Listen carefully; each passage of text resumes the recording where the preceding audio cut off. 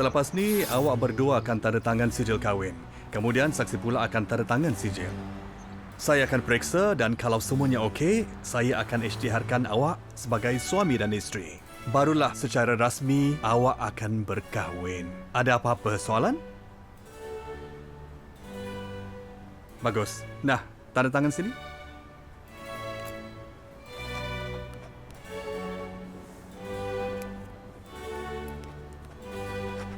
Dan sekarang saksi. Eddie Yap Chun Lian. Saksi bagi Jason Ng Wei Kiong. Sila tanda tangani sijil kahwin. Valen Chu Yong Sheng. Saksi bagi Chang Feng Yu. Sila tanda tangani sijil kahwin.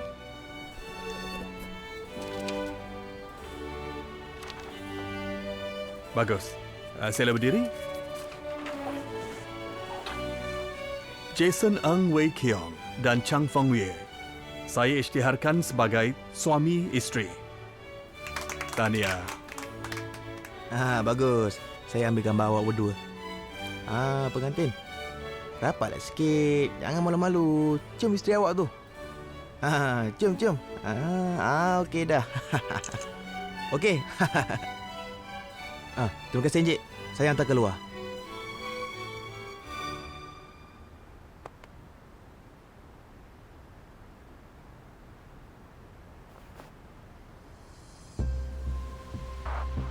Macam mana? Kita boleh apply PAS tu sekarang tak? Ingat tak perjanjian kita?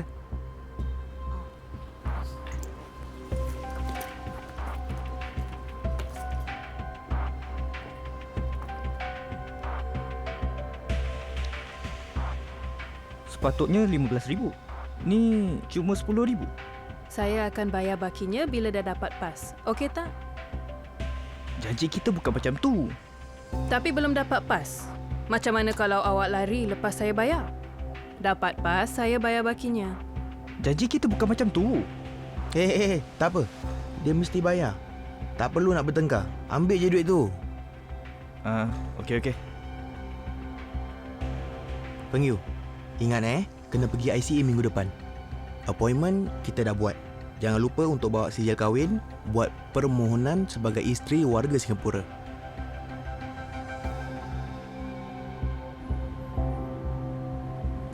Bayaran aku pula. Nah, RM6,000. Tambah RM2,000 yang aku kasih tu hari, semuanya RM8,000. Terima kasih. Jangan lupa appointment kau dengan ICA minggu depan. Okey.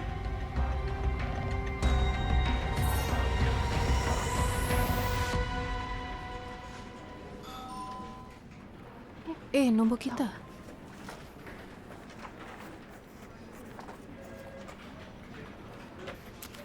Ini dia sijil perkahwinan kami. Okey. ICA awak. Puan Ng, awak berkahwin minggu lepas? Betul. Puan Ng, alamat rumah awak lain daripada Encik Ng. Kenapa? Kami ada masalah sikit. Anak dia tak suka saya sangat. Jadi untuk gembirakan semua orang, buat masa ni dia tinggal kat apartmennya dulu pada hari biasa dan datang flat saya pada hujung minggu. Ya, betul tu. Hujung minggu saya ke sana. Anak awak berapa tahun? 16. Bila dia besar sikit, mungkin dia boleh berubah. Kita bolehlah tinggal sekeluarga. Baiklah Puan. PAS lawatan jangka panjang awak akan diproses. Keputusannya dalam 4 hingga 6 minggu lagi. Terima kasih.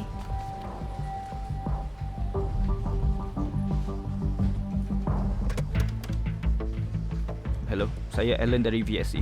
Saya percaya di sini ada satu kes perkahwinan berkomplot.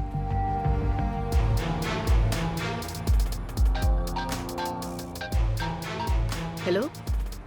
Ya, saya ke sana. Jumpa nanti.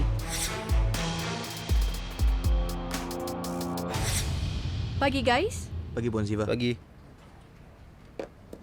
Puan, Pusat Perkhidmatan Pelawat baru kesan kes permohonan PAS lawatan jangka panjang yang mencurigakan. Pemohonnya Chang Feng Yu, warga China. Dia mohon sebagai isteri kepada warga Singapura. Suaminya ialah Jason Ng Wei Kiong, warga Singapura, dan mereka berkahwin minggu lepas sebelum memohon PAS. Menurut simakan kami, Chang Feng Yu datang ke Singapura pada tahun 2007 dengan menggunakan PAS lawatan jangka panjang. Anak lelakinya di sini dengan PAS pelajar dan dia memohon di bawah skim ibu kepada anak yang belajar di Singapura dengan PAS pelajar. Anaknya sekolah di mana sekarang? Sekarang di sekolah menengah. Jadi kalau dia tamat sekolah menengah atau lanjutkan pelajaran ke pengajian tinggi, ibunya tak akan dapat mohon PAS lawatan jangka panjang skim ibu kepada anak yang belajar di Singapura dengan PAS pelajar. Tapi kalau dia mohon PAS lawatan jangka panjang sebagai isteri warga Singapura, apa halnya dengan bapa anaknya? Dilaporkan dalam permohonan PAS lawatan jangka panjang sebelum ini yang mereka dah bercerai pada 2 November 2015. Apa yang buat awak curiga? Chang Feng Yu dan Jason Ng mempunyai alamat kediaman yang berbeza. Alasan mereka ialah Jason tak serasi dengan anak Feng Yu, jadi mereka tak tinggal bersama. Tapi Feng Yu dakwa bahawa dia tinggal di flat Jason pada hujung minggu.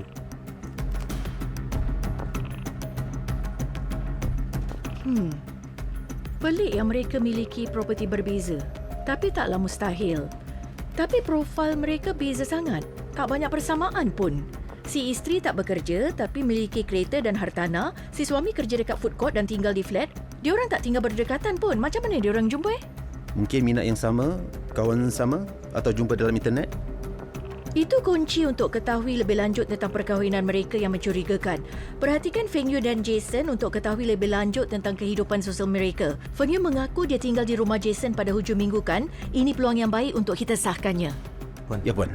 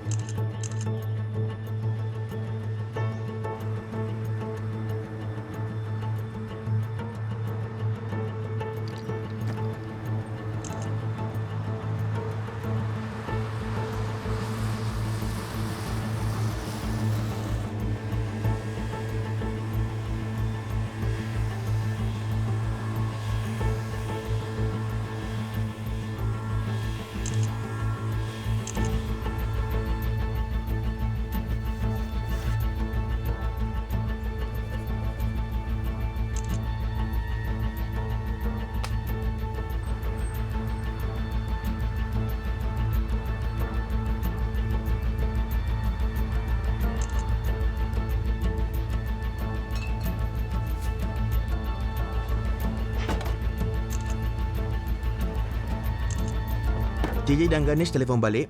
Mereka dah perhatikan Feng Yu dan Jason selama 9 hari dah. Sepanjang tu mereka tak berjumpa pun. Dan menurut laporan ni, mereka nampaknya tak ada banyak minat yang sama. Feng Yu lebih minat dengan aktiviti gaya hidup seperti mengunjung kedai-kedai mewah dan rawatan kecantikan. Dan Jason habiskan masa bekerja dan berlatih dengan trup lain dansnya.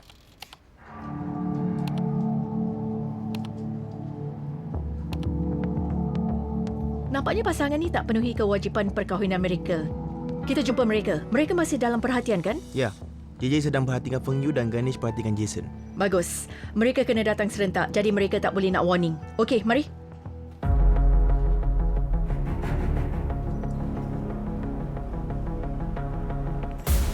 Hai, awak Jason Ng? Ya. Saya pegawai siasatan Adam dari ICA dan ini rakan saya, JJ. Awak diberkas kerana berikan maklumat palsu dalam permohonan PAS lawatan jangka panjang. Pusing?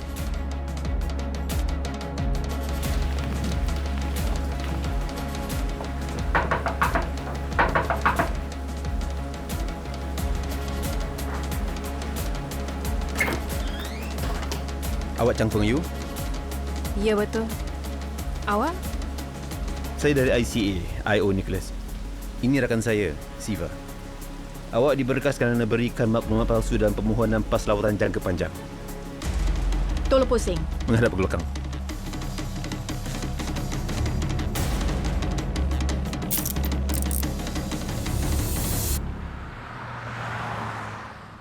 Saya perlukan PAS lawatan jangka panjang. Tapi PAS lawatan jangka panjang awak kan boleh pakai lagi? Awak dalam skim ibu kepada anak PAS pelajar. Betul tak? Ya, Tapi anak saya dah nak graduate. Saya dah nak kena balik China. Saya suka, saya nak terus tinggal Singapura. Jadi, kena cari jalan. Jadi, awak masuk perkahwinan berkomplot? Tidak. Ada orang rekomen saya. Siapa? Siapa dia? Saya jumpa. Namanya Eddie. Dia kata kahwin berkomplot lah caranya untuk terus tinggal di Singapura ni. Terima kasih. Hai Feng Yu, lama tak nampak. Buat rambut? Ya, perempuan kan nak cantik. Saya datang sini buat rawatan rambut lah. Awak apa khabar? Saya baik. Ada kerja baru? Awak pula? Hai, sama je. Kenapa mengeluh ni? Anak awak kan dah besar. Dah nak habis sekolah menengah. Apa yang awak nak risaukan? Itulah sebabnya saya risau. Dulu kan saya dapat pas lawatan jangka panjang sebab dia belajar kat sini. Tapi sebab dia dah nak graduate, saya tak ada pilihan melainkan balik ke China. Kenapa tak ada pilihan pula? Awak boleh kerja kat Singapura, dapatkan pas pekerjaan. Senanglah awak cakap. Kat sini bahasa Inggeris. Saya taklah berpelajaran sangat. Tak ada company yang senang-senang nak berikan saya pas pekerjaan. Betul tu. Tapi awak ni janda kan? Kalau awak kahwin orang Singapura, awak boleh tinggal kat sini. Ingat senang nak cari suami. Cari suami je, bukan kena cari cinta. Betul juga tu Asalkan ada duit, semuanya boleh beres. Termasuk cari suami.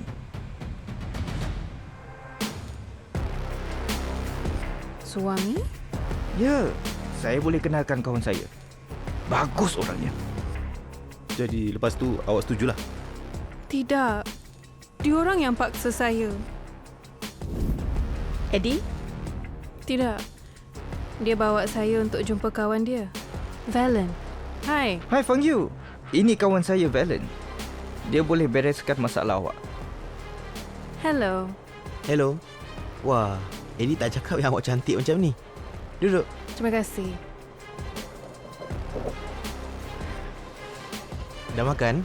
Dah makan sikit. Sikit je. Saya belanja nak. Kopi dengan cheesecake. Sedap. Nak cuba? Bolehlah. Saya nak vanilla latte. Eddie kasih tahu saya pasal awak.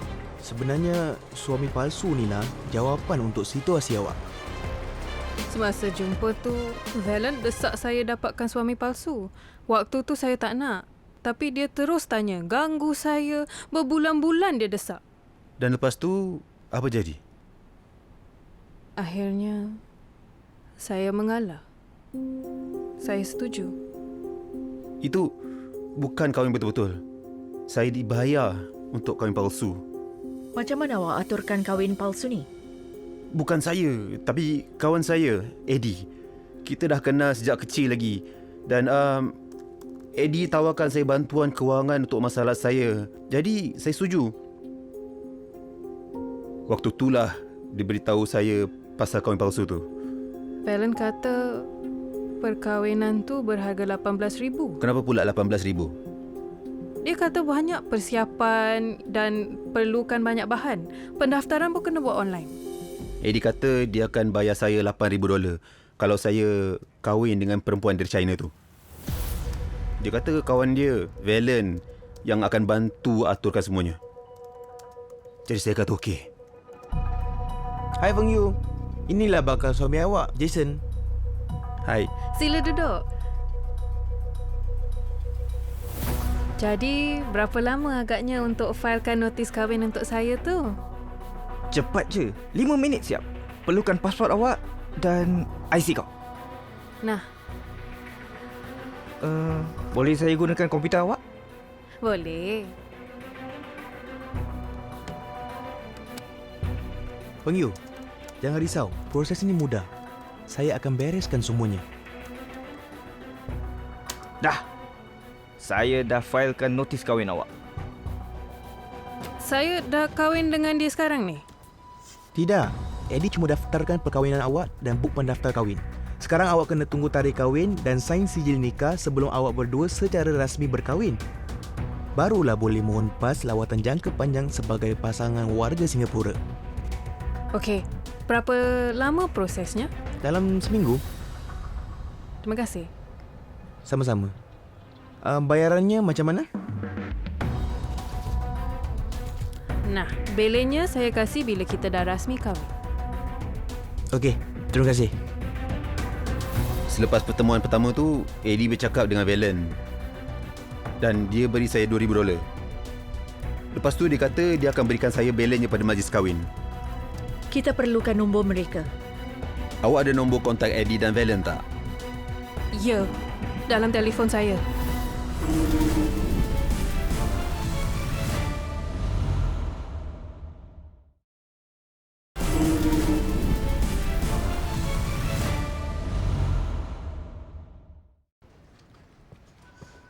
Hai, jadi ada dua tukang atur perkahwinan palsu antara Chang Feng Yu dan Jason Ng. Kita ada dua lelaki ni, Valen atau Chu Yong Shing. Dia ada rekod kesalahan memandu dalam keadaan mabuk dan kita ada Eddie Yap. Dia pun ada sejarah kesalahan seperti cubaan merompak, mengganggu penghutang dan memandu tanpa lesen. Nama mereka juga ada pada sijil nikah sebagai saksi. Eddie ialah saksi Jason dan Valen ialah saksi Feng Yu. Mereka mesti amatur. Sebab kenapa bila aturkan kahwin palsu letak nama diorang sendiri jadi saksi? Kita akan ketahui besok. Saya dah jemput dia orang berdua untuk di-interview. Encik Yap, apa awak nak kata tentang perkahwinan Chang Feng Yu dan Jason Ng? Saya tak tahu apa-apa. Dia orang yang kahwin. Tapi nama awak ada kat sijil kahwin mereka. Awak jadi saksi Jason Ng. Ya, dia suruh saya jadi saksi. Saya setuju.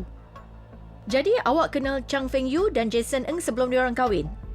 Ya, tapi tak berapa rapat sangat. Tapi menurut Jason Ng, awak dah berkawan sejak kecil. Maksud saya, Jason dan saya memang kawan. Tapi Chang Feng Yu tak berapa kenal sangat. Cuma kenal gitu-gitu. Saya tak tahu apa-apa pasal diorang kahwin. Tapi nama awak ada pada sijil kahwin mereka. Awak adalah saksi Chang Feng Yu. Maksud awak tak hadir di majlis kahwin mereka? Oh ya, tu saya tolong jadi saksi. Awak jumpa Chang Feng Yu selepas majlis akad atau bercakap dengan dia? Tak, kita tak berapa rapat. Dan Jason? Kita pun tak rapat. Jadi awak bantu orang untuk jadi saksi mereka tapi awak tak rapat dengan diorang? Diorang minta bantuan, jadi saya tolonglah. Awak dibayar tak? Maksud awak ampau? Ya, semua orang dapat ampau untuk bantu dalam perkahwinan. Itu tradisi. Ampau $7,000.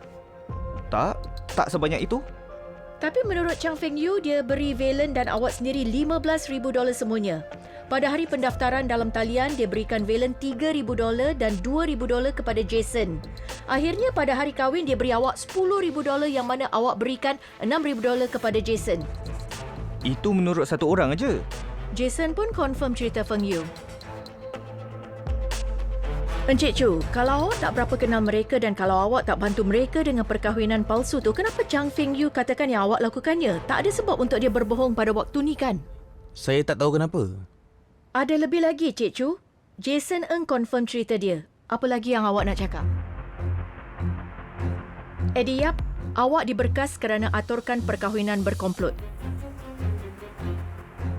Chu Yong Shing, awak diberkas kerana aturkan perkahwinan berkomplot. Tolong berdiri dan menghadap tembok.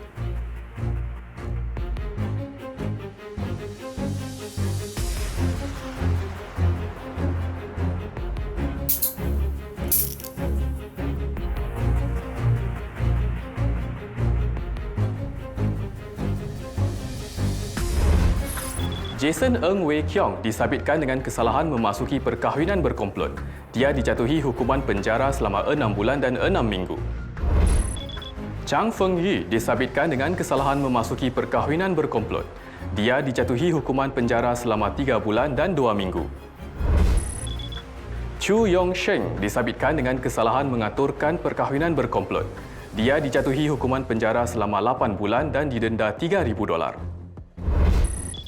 Eddie Yap Chin Lian disabitkan dengan kesalahan mengaturkan perkahwinan berkomplot. Dia dijatuhi hukuman penjara selama 8 bulan dan didenda $2,000. Dalam kes yang baru anda saksikan, perkahwinan berkomplot telah diaturkan untuk mendapatkan pas lawatan jangka panjang bagi seorang warga asing untuk kekal di Singapura.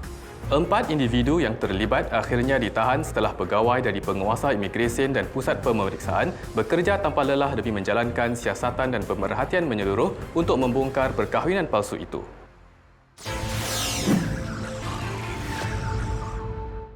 Baru-baru ini, terdapat varian baru penipuan pancingan yang melibatkan penipu yang menyamar sebagai pekerja daripada platform e-dagang dan pasaran online yang lain.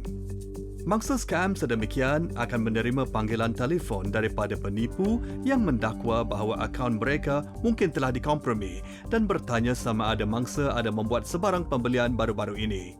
Apabila mangsa menjawab bahawa mereka tidak membuat sebarang pembelian dan meminta untuk membatalkan pesanan, penipu akan meminta dari mangsa nombor kad kredit atau kad debit mereka serta kata laluan sekali guna mereka untuk memudahkan proses pembatalan dan bayaran balik. Dalam sesetengah kes, penipu akan menghantar email dengan pautan kepada mangsa dan meminta mereka mengemaskini kaedah pembayaran serta alamat mereka melalui pautan yang disediakan. Sebaik sahaja mangsa memberikan maklumat, mereka akan mendapati transaksi tanpa kebenaran dibuat pada kad kredit atau debit mereka. Untuk lindungi diri anda daripada skam sedemikian, berikut beberapa panduan. Jangan menjawab panggilan dengan awalan simbol tambah, melainkan anda menjangkakan panggilan dari luar negara. Sentiasa sahkan identiti pemanggil dengan laman web atau sumber rasmi. Jangan berkongsi butiran perbankan anda atau kata laluan sekali guna dengan sesiapa pun. Laporkan transaksi penipuan kepada bank anda dengan segera dan tamatkan kad kredit atau debit yang digunakan.